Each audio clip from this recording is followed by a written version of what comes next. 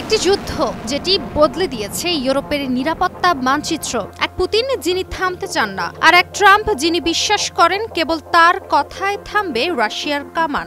৩.৫ বছরের রক্তাক্ত সংঘর্ষের পর এবার আলোচনার টেবিলে বসার ইঙ্গিত আসছে দুই শীর্ষ নেতার পক্ষ থেকেই। কিন্তু প্রশ্ন হচ্ছে, এই যুদ্ধ কি সত্যিই থামবে, নাকি ট্রাম্প পুতিন বৈঠকের আড়ালে আরেকটি রাজনৈতিক দাবার ছক সাজানো হচ্ছে? মার্কিন সংবাদ মাধ্যম CNN বলছে, ইউক্রেন যুদ্ধের আছে ৫টি ভিন্ন শেষ অধ্যায়, যার প্রতিটি রোমাঞ্চ, ঝুঁকি আর অনিশ্চয়তায় মোড়ানো। চলুন জেনে নেই কিভাবে থামতে পারে রাশিয়া ইউক্রেন যুদ্ধ।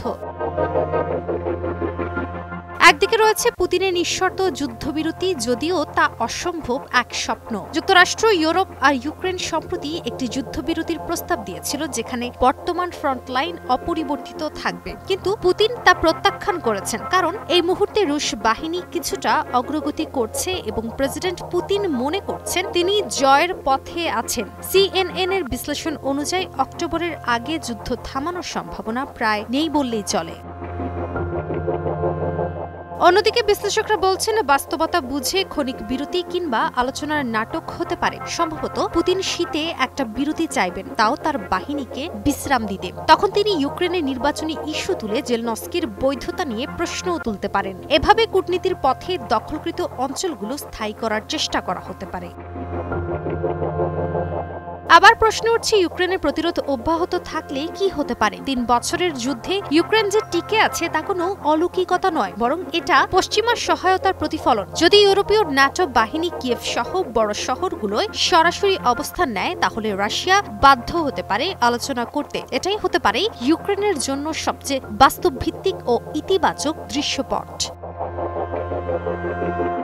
এছাড়াও যদি ট্রাম্প পুতিন বৈঠকের পর যুক্তরাষ্ট্র ইউক্রেন থেকে সমর্থন সরিয়ে নেয়, ইউরোপ একা ভার সামলাতে পারবে না। রাশিয়া তখন পূর্ব ইউক্রেনে আরও বড় অগ্রগতি ঘটাতে পারে এবং মধ্যাঞ্চলের শহরগুলো দখল করতে পারে। এমনকি ইউক্রেনের সার্বভৌমত্বই প্রশ্নবিদ্ধ হয়ে পড়তে পারে। সবশেষে রয়েছে একটি ভয়ঙ্কর সম্ভাবনা, রাশিয়ার নিজের শক্তির ভেঙে পড়া। যুদ্ধের ব্যয়, আন্তর্জাতিক নিষেধাজ্ঞা এবং অভ্যন্তরীণ চাপ পুতিনকে সোভিয়েত ইউনিয়নের মতো পতনের মুখে ঠেলে দিতে পারে। এত প্রাণহানির পর হঠাৎ একদিন মস্কোই হয়তো আর যুদ্ধ চালাতে পারবে না। মোনালিসা হেভি ফ্লো 15 পিস প্যাকেটের সাথে 8 পিসের একটি প্যাকেট একদম ফ্রি।